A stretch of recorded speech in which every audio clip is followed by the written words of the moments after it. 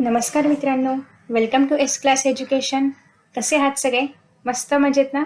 May be थोडंसं tension आलं असेल, बट आपण ते आता दूर करण्याचा प्रयत्न करूया. आज आपण पाहतोय मराठीची लास्ट मोमेंट रिव्हिजन तुम्ही जर करणार असाल तर काय करायचं आहे? तर बेसिकली मराठीमध्ये असे काही फॉर्म्युलाज वगैरे नाही आहेत की तुम्ही रट्टा माराल आणि सॉल्व्ह कराल, असं काही नाही आहे. मग मराठीमध्ये काय करावं? तर सगळ्यात पहिल्यांदा पहिला विभाग येतो तो म्हणजे पठित उतारा. आता या मोमेंटला तुम्ही सगळे उतारे वाचणार आणि त्याचे प्रश्न उत्तरे सगळे सोडवणार हे तर शक्य नाहीये. मग काय केलं पाहिजे ते आता आपण पाहूया. सगळ्यात पहिल्यांदा तर तुम्हाला माहिती आहे की जो पठित उतारा आहे तो तुम्हाला लिहून दिला जाणार आहे आणि त्यामुळे तुम्हाला तो लक्षात ठेवणं किंवा पाठ करणं असं काही करायचं नाहीये. मग तुम्ही आता पठित गद्य किंवा पठित उतारे याकडे लक्ष देऊ नका, कारण तुम्हाला तो लिहून दिला जाईल, ऑलरेडी छापून दिला जाणार आहे. सो तुम्हाला फक्त वाचायचं आहे आणि त्याच्याशी अनुषंगाने जे काही प्रश्न तुम्हाला खाली प्रश्न पहिला त्याच्यामधला पहिला दुसरा हा आकलनावरती असतो, तिसरा प्रश्न हा स्वमतावरती असतो, तर ते सगळं तुम्हाला त्या पठित गद्याच्या आधारे लिहायचं आहे. त्याच्यानंतर तुम्हाला नेक्स्ट येणार आहे त्याच प्रश्नामधला प्रश्न पहिला आ. या ठिकाणी तुम्हाला अजून एक उतारा दिला जाईल आणि त्याच्या आधारे तुम्हाला प्रश्न सोडवायचे असतील. सेम टू सेम पठित उतारा आहे, म्हणजे तुम्हाला ऑलरेडी पुस्तकामधला उतारा आहे, तुम्हाला माहिती असणारा उतारा आहे आणि सेम त्याच्या आधारेच तुम्हाला पहिल्या प्रश्नाप्रमाणेच या ठिकाणी ही प्रश्न सोडवायचे आहेत. ओके. त्याच्यानंतर सेकंड आहे ते म्हणजे अपठित. आता अपठितमध्ये काय करायचं आहे तर अपठितमध्ये तुम्हाला हे माहिती नाही की उतारा कुठला येईल, कसा येईल, तेही तुम्हाला माहिती नाहीये. मग त्याच्यामुळे आता त्याचं टेन्शन घेऊ नका, कारण तुम्ही आता लास्ट मोमेंटला उतरायची प्रॅक्टिस करणं पण एवढं शक्य नाहीये. सो त्याच्यामुळे जर तुमच्याकडे वेळ असेलच तर लाईटली तुम्ही काय करू शकता की नवनीतमध्ये किंवा कुठल्याही पेपर सेटमध्ये जे काही उतारे असतील बाहेरचे आलेले उतारे ते जस्ट फक्त एकदा रीड करा, जर वेळ असेल तर. नसेल तर काही गरज नाहीये, कारण याच्यावरती पण जे प्रश्न विचारले जातात त्याची उत्तर ऑब्व्हियसली त्या उतार्यामध्ये असतात किंवा त्या गद्य विभागामध्ये असतात आणि तुम्हाला त्याच्या आधारेच प्रश्न सोडवायचे असतात. सो त्याच्यामुळे या ठिकाणीही अगेन तुम्हाला वेगळी अशी काही प्रॅक्टिस करायची गरज नाहीये. बट याच्यावरती तुम्हाला सारांश लेखन हा एक भाग येणार आहे उपयोजित लेखनामध्ये. तर त्यासाठी फक्त तुम्ही सारांश कसा लिहिला जातो हे एकदा पहा. यासाठी तुम्ही काही एक्स्ट्राचे एक्झाम्पल्स पाहू शकता किंवा मी ऑलरेडी एक व्हिडिओ अपलोड केला आहे, तुम्ही तो चेकआउट करू शकता. त्याच्यामध्येही तुम्हाला काही एक्झाम्पल्स पाहायला मिळतील. या सगळ्याची लिंक तुम्हाला डिस्क्रिप्शन बॉक्समध्ये देखील पाहायला मिळेल. व्हिडिओ थोडासा मोठा आहे, त्याच्यामुळे मेन पार्टवरती डायरेक्ट स्किप करा किंवा मी ऑलरेडी लिहून दिले ते फक्त वाचा व्हिडिओ ऐकण्यापेक्षा तुम्ही तेही करू शकता, कारण तुमच्याकडे वेळ सध्या कमी आहे. त्याच्यानंतर थर्ड पॉईंट आहे तो म्हणजे पद्य. पद्यमध्ये पण अगेन सगळ्या कविता याच्यामध्ये येणार आहेत. सो कविता तुम्हाला अगेन लिहून दिली असेल, सो कविता पाठ वगैरे करायची काहीच गरज नाहीये, हे सगळं तुम्हाला माहिती आहे. मग आता तुम्ही काय करणार आहात तर कवितेमध्ये सगळ्यात महत्वाचं आहे ते म्हणजे काव्य सौंदर्य कसं लिहिलं जातं. ओके. सो यासाठी तुम्ही काय करू शकता की जे एक्झाम्पल्स आहेत कशामधलेही तुम्ही एक्झाम्पल्स घेऊ शकता, मग ते डायजेस्टमधले असोत. शक्यतो डायजेस्ट तुम्ही लास्ट मोमेंटला रेफर करू शकता, कारण त्याच्यामध्ये सोपी लँग्वेज आहे. आतापर्यंत तुम्ही जे काही फॉलो केलं असेल, सपोज डायजेस्ट नसेल केलं मास्टर की किंवा वॉटेवर जे तुम्ही फॉलो केलं असेल तेच शक्यतो फॉलो करा. पण जर तुम्हाला काही एक्स्ट्रा हवं असेल तर तुम्ही डायजेस्ट रेफर करू शकता, कारण त्याच्यामध्ये थोडीशी सोपी भाषा आहे माझ्या मते. बाकी तुम्हाला जे हवं ते तुम्ही रेफर करू शकता. सो काय रीड करायचं आहे, फक्त तुम्हाला सगळ्या कवितांचा काव्य सौंदर्य रीड करायचं आहे. जास्त काही कविता नाही आहेत, आय गेस 8 कविता असतील. सो तुम्हाला फक्त त्यात पण पहिली कविता तुम्हाला अभ्यासासाठी नाहीये, त्याच्यामुळे 7च आय थिंक कविता असतील. तर त्या फक्त 7 कवितांचं तुम्हाला काव्य सौंदर्य करायचं आहे, फक्त एकदा वाचायचं आहे. जे काही डायजेस्टमध्ये असेल तेच प्रश्न घ्यायचे आहेत आणि तेच फक्त एकदा वाचायचं आहे. ओके. किंवा तुम्ही जस्ट स्टेप लक्षात ठेवू शकता की याच्यानंतर हे लिहायचं आहे, अशा अशा ओळी आल्या तर. आणि सगळ्यात महत्त्वाचं म्हणजे कवितेचा भावार्थ वाचून ठेवा, कारण पटकन ती कविता वाचल्यानंतर समजेलच किंवा ज्या काही ओळी दिल्या असतील त्यांचा अर्थ पटकन कळेलच असं नाही, कारण कविता बऱ्याचदा लवकर कळत नाहीत. सो त्याच्यामुळे प्रत्येक कवितेचा फक्त भावार्थ वाचून ठेवा. भावार्थ वाचायला हार्डली तुम्हाला 5 ते 7 मिनिटं लागतील आणि 7 ते 8च कविता आहेत. सो एका तासाच्या आतमध्ये हे सगळं काम तुमचं होईल. ओके. आफ्टर दॅट नेक्स्ट आहे हे भावार्थ तुम्हाला सरलार्थ लेखनासाठी उपयोगी पडेल, अगेन काव्य सौंदर्यासाठी देखील उपयोगी पडेल. नेक्स्ट आहे याच्यानंतर नेक्स्ट आहे की तुम्हाला काही मुद्दे दिलेले असतात आणि कवितेची नावं दिलेली असतात, तर त्याच्या आधारे तुम्हाला एखादी कविता निवडायची असते आणि मग खाली कवयित्री असेल किंवा कवी असेल त्यांचं नाव, मग त्या कवितेचा विषय काय आहे किंवा कवितेमध्ये काय स्पष्ट केलंय किंवा तुम्हाला ही कविता आवडली की नाही आवडली, कवितेमधील भाषिक वैशिष्ट्ये कोणती आहेत, हे सगळं तुम्हाला विचारलं जाईल. तर जसं तुम्ही रसग्रहण वाचणार आहात किंवा जसं तुम्ही सरलार्थ किंवा काव्य सौंदर्य वाचणार आहात त्याच पद्धतीने आय वुड सजेस्ट की तुम्ही हा प्रश्न देखील याची देखील उत्तरं वाचा. अगेन तुम्हाला हे अपेक्षितमध्ये किंवा डायजेस्टमध्ये पाहायला मिळेल. हे खूप महत्त्वाचं आहे, कारण हा प्रश्न 4 गुणांसाठी आहे आणि तुम्ही जर व्यवस्थित कवी वगैरे त्यांची नावं लक्षात ठेवली तर तुम्हाला 4 गुण सहज मिळतील. सो जास्त काही अवघड नाहीये. तुम्हाला फक्त 7 ते 8 कवितेंचे फक्त कवी कवयित्री बायहार्ट करायचं आहे त्यांची नावं, आणि जस्ट त्या कवितेमध्ये काय सांगितलंय हे तुम्हाला सरळ अर्थ किंवा काव्य सौंदर्याची तयारी केली की तुम्हाला हेही येईलच. ओके, सो हे काही जास्त वेगळं असं नाहीये, फक्त तुम्ही एकदा वाचा. अगेन ह्याला पण प्रत्येक कवितेसाठी तुम्हाला 10 ते 15 मिनिटं लागतील. पूर्ण 8 कवितांचं वाचायला हार्डली 1 तास लागेल. सो अगेन यामध्ये तुम्ही 1 तास इन्व्हेस्ट करू शकता. सो हे आहे की याला काय नाव देऊया आपण, माहिती कृती, काय नाव द्यायचं याला, ओके, मुद्द्यांच्या आधारे आहेत. सो मी या ठिकाणी मुद्दे असं नाव देते.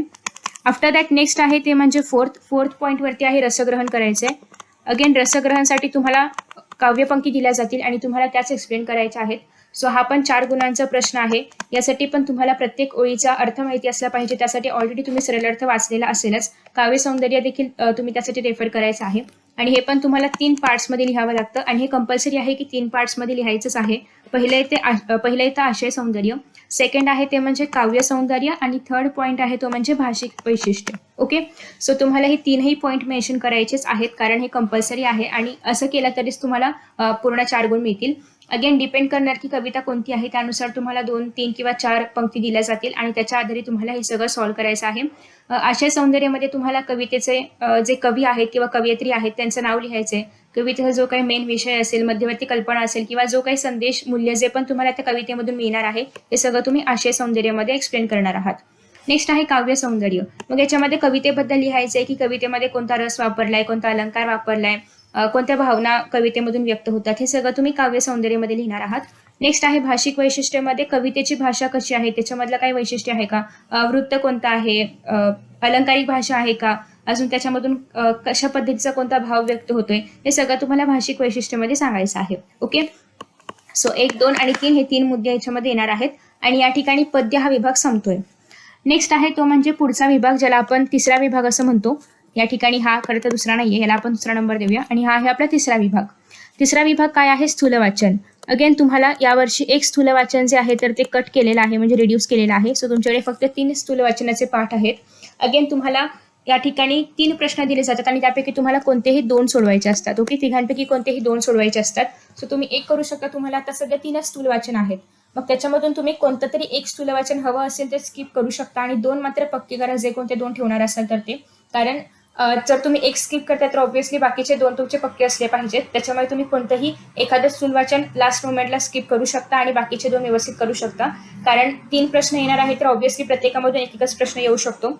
आणि अगेन हे तुम्हाला 6 गुणांसाठी आहे, म्हणजे प्रत्येक प्रश्नाला 3 गुण आहेत.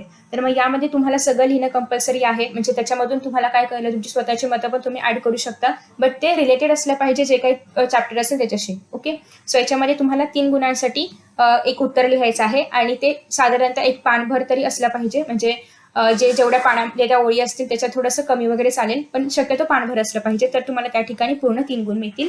शक्यतो मराठीमध्ये पूर्ण गुण नाही दिले जात, ऍटलिस्ट 2.5 गुण म्हणजे 2.5 गुण तरी तुम्हाला त्या ठिकाणी मिळू शकतात.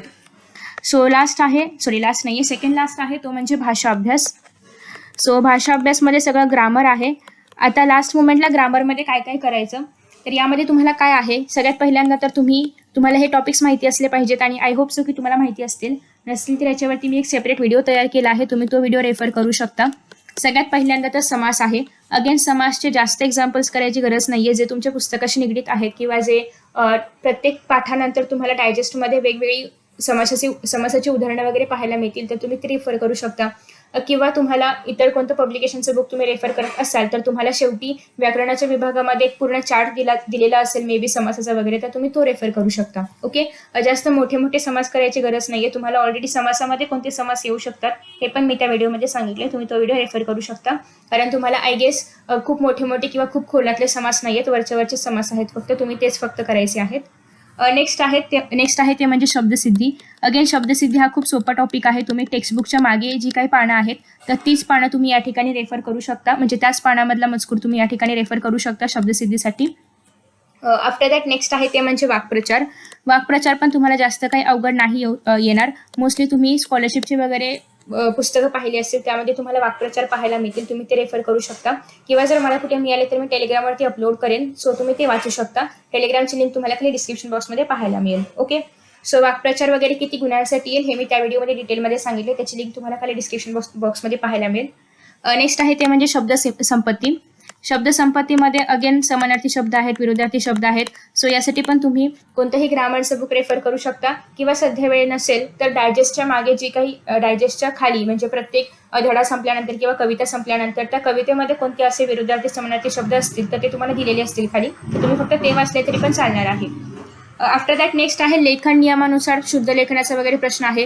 तर त्यासाठी तुम्हाला काय करायचं आहे, जे तुमच्या टेक्स्टबुकच्या मागे अगेन अचूक शब्द वगैरे दिलेले आहेत तर ते फक्त रेफर करायचे, कारण त्यामधलंच एखादं येऊ शकतं.